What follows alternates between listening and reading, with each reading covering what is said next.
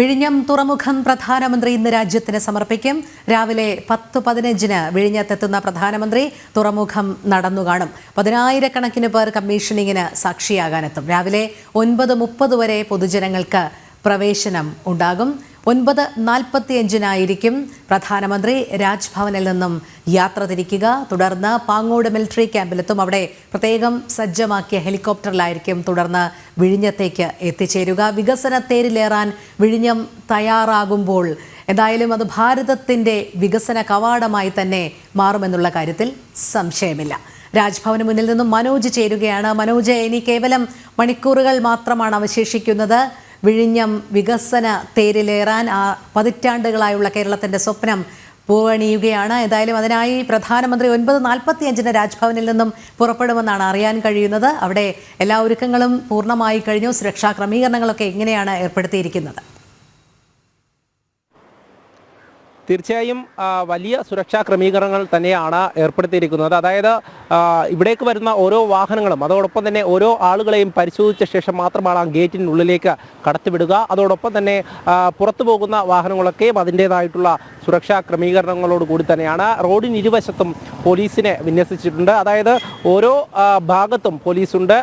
ഏതൊക്കെ വഴിയാണോ പ്രധാനമന്ത്രിയുടെ വാഹനവ്യൂഹം പോകുന്നത് അവിടെയെല്ലാം തന്നെ കനത്ത സുരക്ഷയാണ് ഒരുക്കിയിട്ടുള്ളത്. അതോടൊപ്പം തന്നെ വിഴിഞ്ഞത്ത് SPGയുടെ നിയന്ത്രണത്തിലാണ്. അതോടൊപ്പം കരയിലും കടലിലും ഒരുപോലെ തന്നെ സുരക്ഷ ഒരുക്കിയിട്ടുണ്ട് എന്നുള്ളതാണ്. കാരണം ഈ ഒരു സാഹചര്യം കൂടെ നിലനിൽക്കുമ്പോഴാണ് പ്രധാനമന്ത്രി കേരളത്തിലേക്ക് എത്തുന്നത്. ഇത്തരത്തിലൊരു പദ്ധതി, അതായത് ഈ വിഴിഞ്ഞം തുറമുഖ പദ്ധതി അതിൻ്റെ കമ്മീഷനിങ് അതിൻ്റെ ഭാഗമാകുന്നത്, അദ്ദേഹം അതിൽ പങ്കെടുക്കുന്നത്, ഈ രാജ്യത്തിന് വേണ്ടിയിട്ട് ഇത് സമർപ്പിക്കുന്നത് എന്തായാലും വലിയ തരത്തിലൊരു ആകാംക്ഷയും അതോടൊപ്പം തന്നെ ഒരു ആവേശവും ജനങ്ങൾക്ക് പകർന്നുകൊണ്ട്, അതായത് ഇത്ര വലിയൊരു പദ്ധതി രാജ്യത്തെ ജനങ്ങൾക്ക് വേണ്ടി സമർപ്പിക്കുമ്പോൾ അത് വലിയൊരു വികസന കുതിപ്പിലേക്കാണ് പോകുന്നത്. കേരളത്തെ സംബന്ധിച്ചിടത്തോളം ഒരു വികസിത കേരളം എന്നുള്ള BJP ഒക്കെ മുന്നോട്ട് വെക്കുന്ന ആ ലക്ഷ്യത്തിലേക്ക് കേരളം കടക്കുന്നു എന്നുള്ളതാണ്. അത് കേന്ദ്ര സർക്കാരിൻ്റെ തന്നെ ഈ പ്രവർത്തനത്തിലൂടെയും അതോടൊപ്പം തന്നെ പ്രധാനമന്ത്രി നേരിട്ടെത്തി ഈ ഒരു പദ്ധതി നാടിന് സമർപ്പിക്കുമ്പോൾ അത് അഭിമാനകരമായിട്ടുള്ള നിമിഷം തന്നെയാണ് ഓരോ ജനങ്ങൾക്കും. അതായത് തിരുവനന്തപുരം ജില്ലയിൽ തന്നെ ഇത്തരത്തിലൊരു വിഴിഞ്ഞം തുറമുഖ പദ്ധതി ലോകം ഉറ്റുനോക്കുന്ന ഒരു പദ്ധതി തന്നെയാണ്.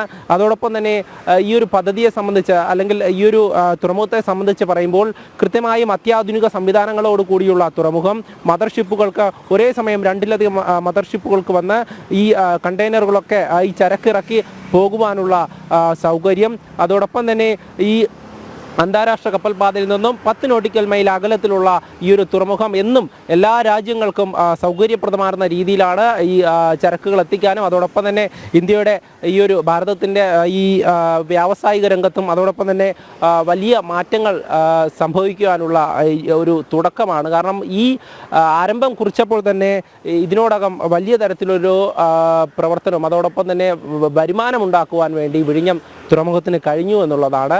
കാരണം നിരവധി കപ്പലുകൾ ഇതിനോടകം തന്നെ വിഴിഞ്ഞത്തേക്ക് എത്തിയിരുന്നു, ചരക്ക് കൈമാറിയിരുന്നു. ചരക്കുകളൊക്കെ മാറ്റിയ ശേഷം വീണ്ടും അങ്ങനെ കപ്പലുകൾ വന്നുകൊണ്ടിരിക്കുന്നു. ജനങ്ങൾക്കൊക്കെ തന്നെ വലിയ തരത്തിലൊരു ആകാംക്ഷയായിരുന്നു. കാരണം ഇത്രയധികം കപ്പലുകളൊക്കെ വിഴിഞ്ഞത്തേക്ക് എത്തുന്നു എന്നുള്ളത്, ഇത്രയും വലിയ കൂറ്റൻ കപ്പലുകൾ ഈ വിഴിഞ്ഞത്തേക്ക് എത്തുന്നു എന്നുള്ളത് തന്നെ അവിടെയുള്ള ജനങ്ങളെ സംബന്ധിച്ചിടത്തോളം വലിയ തരത്തിലൊരു പ്രതീക്ഷ നൽകുന്നതാണ്. അത് കേരളത്തിനായാലും ഭാരതത്തിനായാലും എല്ലാ രംഗത്തും, അതായത് തൊഴിൽ മേഖലയിൽ ഉൾപ്പെടെ വലിയ മുന്നേറ്റമുണ്ടാക്കുവാൻ പോകുന്ന ഒന്നാണ് വിഴിഞ്ഞം തുറമുഖം. അതിനു വേണ്ടിയിട്ടുള്ള പ്രവർത്തനങ്ങളൊക്കെ തന്നെ എല്ലാ ഭാഗത്തു നിന്നും ശുഭകരമായി ആദ്യഘട്ടത്തിൻ്റെ കമ്മീഷനിങ്ങിലേക്ക് എത്തിയിരിക്കുന്നു എന്നുള്ളതാണ്. പ്രധാനമന്ത്രി നരേന്ദ്രമോദി തന്നെ അത് നേരിട്ടെത്തി ഈ ഒരു കമ്മീഷനിങ് നടത്തുന്നു, നാടിന് സമർപ്പിക്കുന്നു. അത് കാണുവാൻ വേണ്ടി നിരവധി ആളുകൾ എത്തുന്നു. എന്തായാലും ഈ ഒരു അസുലഭ നിമിഷത്തിന് വേണ്ടി ഇനി മണിക്കൂറുകൾ മാത്രമാണ് ബാക്കിയുള്ളത്. പ്രധാനമന്ത്രി നരേന്ദ്രമോദി അദ്ദേഹം ഇപ്പോൾ ഉള്ളത് രാജ്ഭവനിലാണ്. കഴിഞ്ഞ ദിവസം രാത്രിയോടുകൂടി ശംഖുമുഖത്തെ തന്നെ എയർപോർട്ടിലെ ടെക്നിക്കൽ ഏരിയയിൽ അദ്ദേഹം ഇറങ്ങി. അവിടെ നിന്നും മുഖ്യമന്ത്രി അടക്കമുള്ളവർ അദ്ദേഹത്തെ സ്വീകരിച്ചു. അദ്ദേഹം റോഡ് മാർഗം രാജ്ഭവനിലേക്ക് എത്തി. രാജ്ഭവനിൽ നിന്നും ഇന്ന് രാവിലെ, അതായത് 9:45 അദ്ദേഹം പോകുന്ന സമയം. ഇവിടെ നിന്നും വിഴിഞ്ഞത്തേക്ക് പോകുന്ന സമയം റോഡ് മാർഗം അദ്ദേഹത്തിൻ്റെ വാഹന വ്യൂഹം ഈ ഗേറ്റ് വഴി കടന്നു വരും. അതിനുശേഷം നേരെ പാങ്ങോട് മിലിറ്ററി ക്യാമ്പിലേക്കാണ്, അവിടെയുള്ള സൈനിക കേന്ദ്രത്തിലേക്ക് എത്തിയ ശേഷം MI-17 എന്നുള്ള ആ ഒരു വ്യോമസേന വിമാനത്തിൽ തന്നെ, ആ ഒരു ഹെലികോപ്റ്ററിൽ തന്നെ അദ്ദേഹം ഈ വിഴിഞ്ഞത്തേക്കെത്തും. വിഴിഞ്ഞത്തെത്തി അവിടെയുള്ള ആളുകൾ ചേർന്ന് അവിടെ നിശ്ചയിച്ചിട്ടുള്ള ആളുകൾ കൃത്യമായിട്ടുള്ള പരിശോധനകൾക്ക് ശേഷം ഹെലിപ്പാഡിൽ നിന്നും അദ്ദേഹത്തെ സ്വീകരിക്കും. അവിടെ നിന്നും അദ്ദേഹം വിഴിഞ്ഞത്തേക്കെത്തി വിഴിഞ്ഞത്തെ ആ ഒരു പദ്ധതിയുടെ സംവിധാനങ്ങളെല്ലാം അദ്ദേഹം നോക്കിക്കാണും. നടന്നു തന്നെ അദ്ദേഹം ഈ കാര്യങ്ങളെല്ലാം വിലയിരുത്തും. അതിനുശേഷമാകും ഈ തുറമുഖം നാടിന് സമർപ്പിക്കുക. ലോകത്തിന് മുന്നിൽ തുറന്നിടുന്ന വലിയൊരു കവാടം തന്നെയാണ് വിഴിഞ്ഞം തുറമുഖം എന്ന് പറയുന്നത്. അത് ഏറെ പ്രതീക്ഷ നൽകുന്ന, ജനങ്ങളെ സംബന്ധിച്ചിടത്തോളം വ്യാവസായിക രംഗത്തായാലും എല്ലാ രംഗത്തും വലിയ മുന്നേറ്റമുണ്ടാകുന്ന, കേരളത്തിനും ഭാരതത്തിനും ഒരുപോലെ ഈ വികസന കുതിപ്പിലേക്ക് നയിക്കുന്ന ഒരു തുറമുഖം അത് തന്നെയാണ്. അതായത് മുൻ കാലഘട്ടങ്ങളിലൊക്കെ തന്നെ, ആ രാജവംശ കാലത്തൊക്കെ തന്നെ ഈ വിഴിഞ്ഞം വലിയ പ്രാധാന്യം അർഹിച്ചിരുന്നു. അതിനുശേഷം ഈ പലതും പിന്നീട് ഈ തുറമുഖത്തിൽ ഉണ്ടായിരുന്നില്ല. എന്നിട്ട് അതിനുശേഷമാണ് സർ CP യുടെ കാലത്തൊക്കെ ഇത് വീണ്ടും നിർമ്മിക്കണമെന്നുള്ള കാര്യങ്ങളൊക്കെ ചർച്ചയാവുന്നത്. അതിനുശേഷം 1991 ഈ ഒരു 1991 പിന്നീട് ചർച്ചയ്ക്ക് വരുന്നത്. എന്തായാലും അതിനുശേഷമൊക്കെ ഇപ്പോൾ പ്രധാനമന്ത്രി നരേന്ദ്രമോദിയുടെ ഈ ഒരു